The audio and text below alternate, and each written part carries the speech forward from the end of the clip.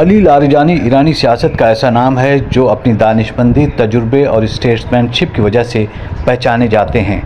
ان کی شہادت کے بارے میں افواہیں گردش کر رہی ہیں، لیکن ان کی مقبولیت اور اہمیت کو سمجھنے کے لیے ان کے سیاسی سفر پر نظر ڈالنا ضروری ہے۔ علی لاریجانی صرف ایک سیاستدان نہیں بلکہ ایک تجربہ کار سفارتکار بھی ہیں۔ وہ 12 سال تک ایران کی پارلیمنٹ کے اسپیکر رہے، جو ایران کی تاریخ میں ایک ریکارڈ ہے۔ ان کا طویل دورانیہ ان کی اس صلاحیت کا ثبوت ہے کہ وہ مختلف سیاسی دھڑوں کے درمیان توازن برقرار رکھنے کا فن جانتے ہیں۔ وہ ایران کی سپریم نیشنل سیکورٹی کونسل کے سیکرٹری رہ چکے ہیں اور ایران کے جوہری پروگرام پر عالمی طاقتوں کے ساتھ ابتدائی اور اہم مذاکرات کی قیادت کر چکے ہیں۔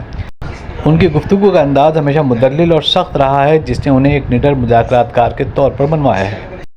لاریجانی کو ایران کے سپریم لیڈر آیت اللہ خامنہ ای کا انتہائی قریبی اور بااعتماد مشیر تصور کیا جاتا رہا ہے۔ انہیں اکثر حساس مشن پر بیرون ملک بھیجا جاتا رہا ہے، جیسے کہ حال ہی میں لبنان اور شام کے دورے، جو اس بات کی علامت ہیں کہ وہ ایران کے خارجہ پالیسی کے اہم ستون ہیں۔ وہ اپنی فکری گہرائی اور فلسفیانہ پس منظر کی وجہ سے بھی جانے جاتے ہیں۔ حالیہ علاقائی کشیدگی اور اسرائیل فلسطین جنگ کے دوران ان کا فعال ہونا اور امریکی اور اسرائیلی پالیسیوں پر کھل کر تنقید کرنا ان کے اس تشخص کو مزید تقویت دیتا ہے کہ وہ مشکل وقت میں پیچھے ہٹنے والے رہنما نہیں ہیں۔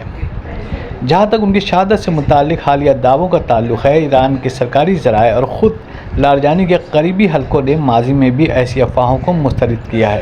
اس طرح کی خبریں اکثر نفسیاتی جنگ کا حصہ ہوتی ہیں، جب تک کہ کوئی باضابطہ تصدیق سامنے نہ آئے۔